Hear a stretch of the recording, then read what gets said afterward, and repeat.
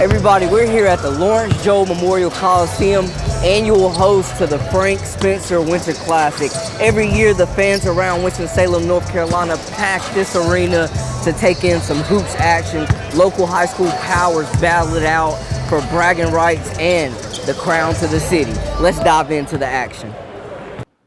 Now, it's not every day that you get a chance to make history, but the Wake Forest Demon Deacons ladies basketball team had just that chance today as they played host to the number 4 team in the nation, the Louisville Cardinals.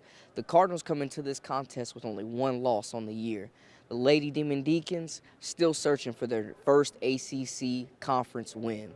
They come into this contest also down 2 starters. Nobody said it would be easy. Let's see if they could get it done.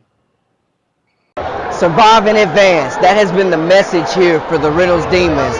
They just advanced to the Final Four of the state playoffs by defeating Myers Park at home 83-79. The Demons came back double digits. They were down double digits in the third quarter, fought back from a 13-point deficit, claimed the lead by 5 late with some superb guard play. They controlled the tempo and they never gave up. I caught up with coach and some players after the fact to rap about this courageous performance.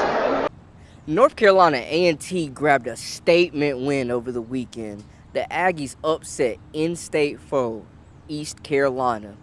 This also marks the 3rd straight year the Aggies have upset an FBS opponent. They now sit at 2-0 on the season. We're here at BB&T Field for the Wake Forest Demon Deacons intra-squad scrimmage. The Deeks come into the 2018 season with big expectations after collecting consecutive bowl wins in the past 2 seasons.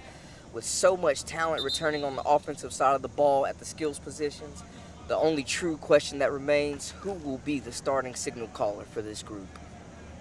3 of the Demon Deacons QBs saw snaps throughout the scrimmage, and the trio of signal callers all showed flashes of excellence. Each guy brings their own edge to this talented offense. And this game was full of action. It went back and forth.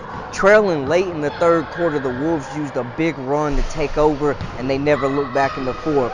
Former Triad standout LaPriest Lynch and former Dunk Mountain graduate finished up with 20 points and also 10 rebounds for the double-double to lead the way. We caught up with him after the game to speak about the performance. Let's listen in. Brandon Blakney here at Rupert Bell Park for Rally Up Winston's inaugural Real Talk Forum. This event is an effort to raise awareness around the Triad to the senseless gun violence going on.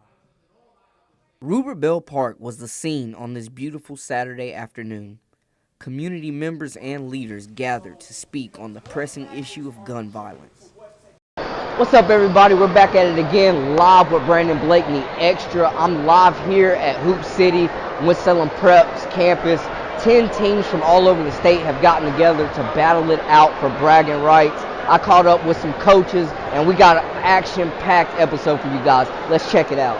How do you stay humble knowing that you're one of the top guys around the state, nationally very well known? How do you stay humble, stay sharp, knowing that you still got to come with it, and right. People want your best shot? Right, exactly that. People, I can have one bad game and then I'm the talk of the town saying I'm not that good, stuff like that. So, and then I'm not where I want to be at right now. Like people, they look up to me and stuff, and I appreciate that. But I still got work to do. That's what really keeps me going. Knowing that I'm just going to college. I got to get to college. I got to play. I got to keep my scholarship. You feel me? So, really just keeping me humble is just knowing that I still got work to do. That's really it. What's up, everybody? Back at it again, live with Brandon Blakney. Got Jaden Springer with me here. We're at the NC Top 80. No secret, nationally ranked. One of the top sophomores coming in. How's it feel, man, just dealing with all that pressure, being so young, but having everybody know who you are? Well deserved, by the way. It's pretty cool, but I got to really tone all that out. I got to, because I know I got to keep working. I got to keep getting better. And welcome to sports. Both of our hockey teams found themselves in a hole on Saturday night, but each team reacted differently. Starting off, our Carolina Hurricanes were completely outmatched last night. Now, once every 4 years, the NCAA allows basketball teams to take an international trip. This year, it's Duke's turn, and they're up in Canada. Today, they played their last of 3 exhibition games. they have been dominant. Duke versus McGill, let's get it on. Freshman sensation Zion Williams has arrived. Sinks the jumper there, showing some great form. It's effortless. That's Winston-Salem, and we covered Greensboro, but we can't forget about High Point now. Wesleyan Christian Academy rising seniors Keyshawn and Kobe Langley, the twins, playing AAU basketball with Team CP3 for the final time yesterday in Las Vegas. Fab 48 action here. And when the bright lights are on, these two perform. Keyshawn throwing the slight lob here to twin brother Kobe for the flush. These two have been constantly raising their stock amongst the college programs this travel ball season. This was their last one. Last hurrah. Sports director Brian Formica will join us with the locker room reaction. But first, here are the highlights. Panthers got off to a fast start here against the Buccaneers. Second quarter, Panthers run a double reverse, and second-year wideout Curtis Samuel breaks to the outside, gets the lead block there, cuts it right, cuts it again to the outside, and he is in for the score. Speaking of championships and rings, Wake Forest men's team has been on fire the last few years.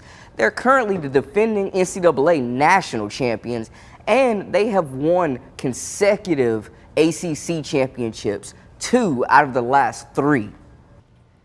Now let's not get ahead of ourselves, but on Friday night, the Carolina Panthers tied a record in rushing yards in a preseason game. Now, in NASCAR country down here, once the Daytona 500 starts, a Sunday without racing, that's just odd. But NASCAR is on a break for this Easter weekend. Everyone hates losing, right? Well, it's been 58 races since Kurt Busch tasted victory lane. He started off the 2017 season with a bang by winning the Daytona 500. And this has been the WXII 12 Sports Report with Brandon Blakney. We'll see you next time.